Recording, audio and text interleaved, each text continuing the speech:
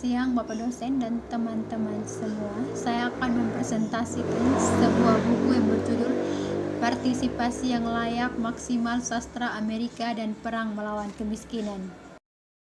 Dalam wawancara dan esai yang diterbitkan setelah On the Rock mengubah Jack Kerouac menjadi selebritas sastra, ia menentang persamaan wartawan tentang generasi beat dengan kenakalan remaja. Beat, keluhnya, tidak pernah berarti anak-anak nakal. Itu berarti karakter spiritualitas khusus yang tidak berkomplot, tetapi adalah Bart Lebis yang menyendiri menatap keluar jendela tembok peradaban kita yang mati. Berulang kali pada akhir tahun 1950, para penafsir kelas atas dan Hollywood dari karya Kerouac membacanya melalui lensa pesona Perang Dingin dengan kriminalitas pemuda. Norman Podhoretz misalnya berargumen semangat hipertesisme dan generasi beat. Pembacaan ini menanggapi aspek yang jelas dari On the Rock dan tokoh sentral novel dan pola dasar beat adalah mantan berandalan yang menghabiskan waktu di sekolah reformasi New Mexico setelah serangkaian pencurian mobil kompulsif. Dia adalah versi fiksi tipis dari Neal Kaslady, yang percakapan manik dan gaya penulisan suratnya menjadi inspirasi untuk versi seni proses Kerouac, prosa spontan yang dia buat terkenal dengan On the Rock. Fokus pada keterasingan hipster dari struktur kelas Amerika ini menggemaskan keprihatinan ilmuwan sosial tahun 1950 dan awal tahun 1960 yang berusaha memahami perkembangan remaja dan pemuda yang tidak puas dalam masyarakat yang makmur. Para teoritis ini menghubungkan proliferasi ini dengan penghancuran simultan dari budaya kelas pekerja dan institusi yang mentransmisikan kebiasaan dan nilai kelas menengah. Perpecahan kembar ini membuat pria muda kelas bawah terdampar di tanah tak bertua budaya di antara dua kelas. Fiksi Kerouac mencoba memetakan tanah yang tak bertua ini. Novel-novel autobiografinya kembali lagi kepada para pemuda yang terasing dari sikap budaya baik kelas pekerja nasional maupun kelas menengah baru. Dengan demikian, fiksi Kerouac juga memetakan lokasi di mana penulis masa depan dan ilmuwan sosial akan menemukan kelas bawah dan jenis aktivisme sastra dan kesejahteraan yang akan mereka gunakan kebutuhannya, seperti yang dicatat Carlos Rotel, masalah kenakalan remaja yang memainkan peran penting dalam diskusi tentang pusat kota selama tahun 1950 dan awal tahun 1960 dimasukkan ke dalam Masaba, ras yang mendefinisikan krisis perkotaan selama tahun 1960. Meskipun wacana kenakalan pada tahun 1940 dan 1950 mengartikulasikan banyak tema yang sama dengan wacana kemiskinan pada tahun 1960, masing-masing mendefinisikan objeknya dalam istilah yang berbeda. Seperti yang dicatat Rotella, teori kenakalan menandai awal pengakuan sosiolog pasca perang tentang keberadaan kemiskinan struktural di Amerika Serikat, mencoba memahami kekerasan remaja sosial, menjadi sadar akan prospek kelas bawah ghetto permanen yang secara drastis dan terakhir terputus dari peluang dan kota metropolitan lainnya oleh garis perbedaan ras dan konflik kelas. Jenis kenakalan pertama adalah produk aplikasi sosiolog tahun 1960 dari gagasan Emil Durkheim tentang anomi terhadap perilaku pemuda pemberontak. Durkheim mengembangkan konsep ini dalam Sudet dalam upaya untuk menjelaskan mengapa tingkat bunuh diri melonjak selama depresi ekonomi dan saat-saat kemakmuran yang tiba-tiba meluas. Setiap masyarakat menurutnya diatur oleh sistem ekspetisi tentang imbalan ekonomi yang diperoleh orang-orang dari luar latar belakang sosial ekonomi yang berbeda. Dalam masyarakat diatur dengan baik, masing-masing dalam lingkupnya secara samar-samar menyadari batas ekstrim yang diterapkan untuk ambisinya dan tidak mencita-citakan apapun di luar.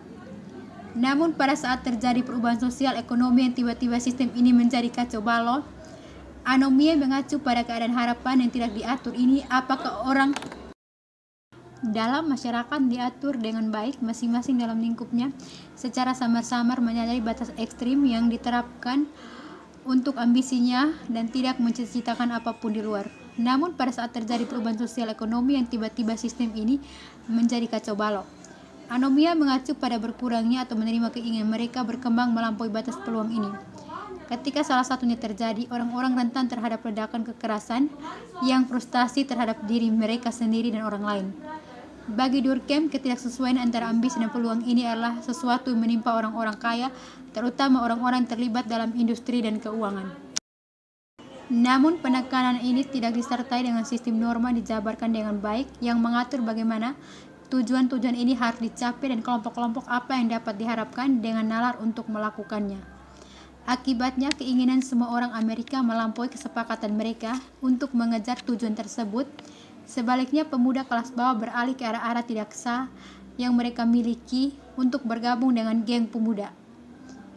Akibatnya, subkultur yang dibentuk oleh anak-anak nakal anomik tampak seperti parodi dari masyarakat kelas menengah yang lurus.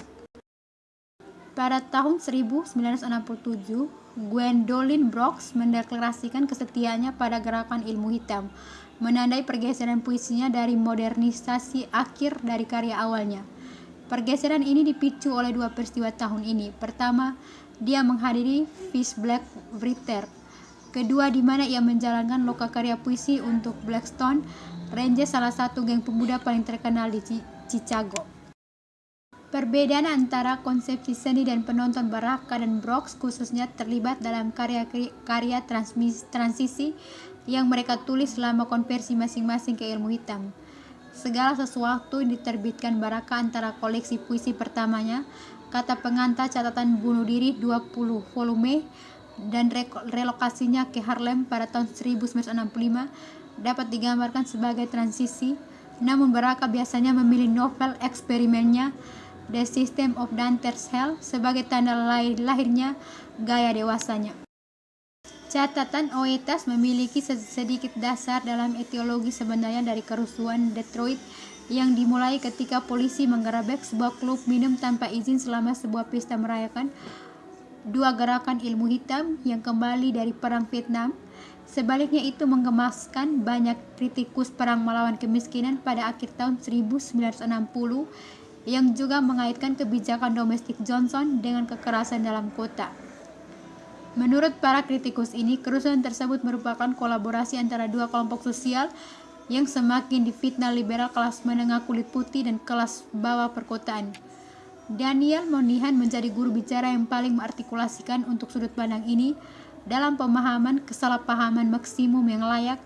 Ia menawarkan postmortem program aksi komunitas berdasarkan pengetahuan orang dalam tentang pertimbangan yang mengarah pada penerapan di pemerintahan Johnson. Catatan tentang penyerapan Oetas dalam kehidupan karakter kelas bawahnya mengarah pada estetika proses itu. Saya telah berdebat mencirikan untian penting literatur pasca perang. Estetika itu berusaha menjembatani kesenjangan antara penulis kelas menengah dan kaum miskin dengan mempertanyakan karakteristik formalis dari puisi dan fiksi akademis pasca perang kedua. Catatan Oetas tentang proses penulisnya terkadang mirip dengan penulis seperti Crouch dan Baraka. Dalam wawancara tak lama setelah mereka menjadikannya selebritas sastra, Oetas mengetahui bahwa dia tidak banyak menulis ulang dan bahwa dia menulis buku-bukunya dengan cepat.